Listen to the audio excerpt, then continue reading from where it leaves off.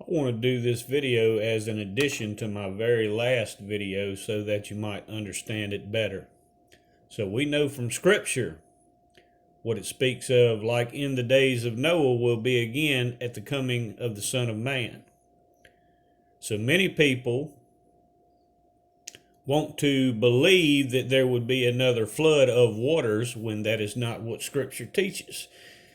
And to better understand this, you would need to go to Isaiah chapter 43, verse 19. You know how God would send waters into dry places, how there would be waters in dry places. And many of you already understand this with everything that I've taught thus far. But what I want to refer you to, and you're seeing these waters, everything I've taught from Revelation chapter 17, verse 15, how it is the peoples, nations, multitudes, and tongues that are the waters now, written in the book of Revelation by John the Revelator. So what you have seen, what you have witnessed to this point, can be also found in Matthew chapter 16, verse 4. It was a wicked generation that looked for a sign, and Jesus said that he would give them only a sign of Jonah, which is his resurrection. But I want to point this out. If you know your Scripture, you would understand the old idiom of be careful what you ask for, because you might just get it. Because he even states in that Scripture, that it would be a wicked generation looking for a sign. And this is what you see with the false prophets. All these false prophets running around in these days, especially the Trump prophets. All these people, and this fulfills 2 Timothy chapter 4, verse 3. How these ones have heaped up false teachers and false prophets to tickle their itching ears. This is what you've seen occur, all falling into place in line with Scripture. But also, in understanding that, I want to refer you to Matthew chapter 7, verses 21 through 23. Now, it's clearly taught in that by Jesus himself that there would be ones that would be pretending to prophesy in his name. And they would come to him and say, Lord, didn't we prophesy and cast out demons in your name? And he would tell them, I did not know you. Be away from me. Clearly stated, and this is exactly what you see.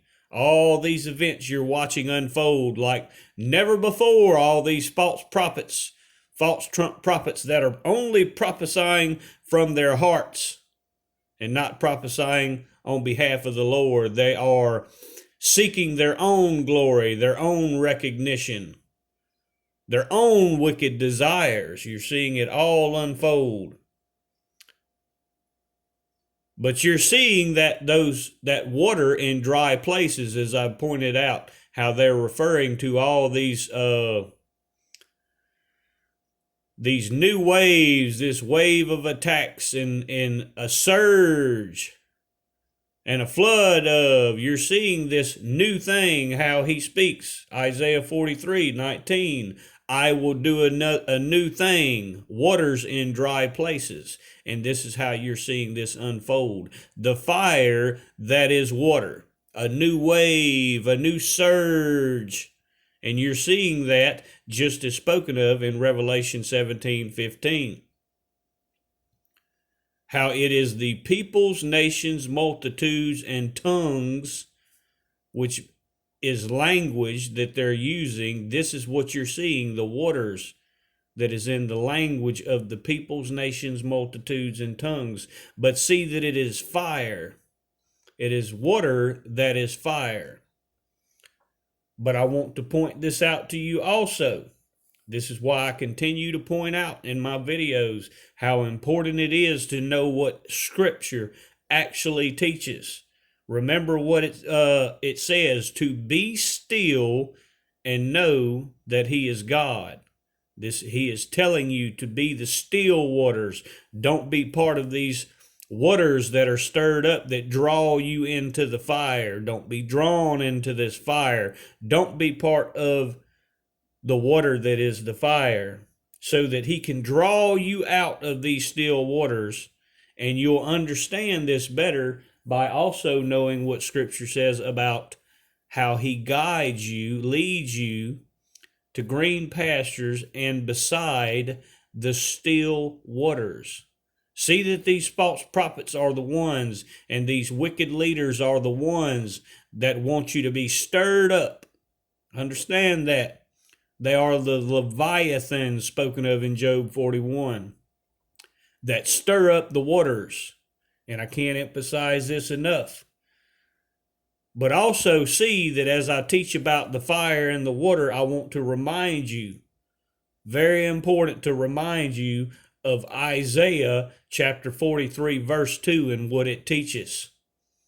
That he will be with you, the Lord will be with you, and you will pass through the waters and the fire and will not be harmed. But you have to learn what it means to be like the still waters. You have to learn not to be drawn in and stirred up, not to be drawn into the water that is the fire. Otherwise, you will be consumed. You have to have a broad understanding of Scripture and a complete discernment and know what a true prophet is speaking, as opposed to these ones that are following these false prophets that are the Leviathans. They are stirring up the waters, the peoples, nations, multitudes, and tongues.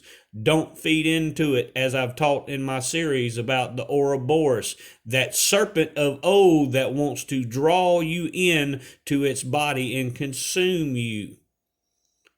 Be like the still waters, so that the Lord can draw you out. Remember, his first miracle, he drew out the water and turned it into wine. But the only way he can draw you out is if you are like the still waters. God bless.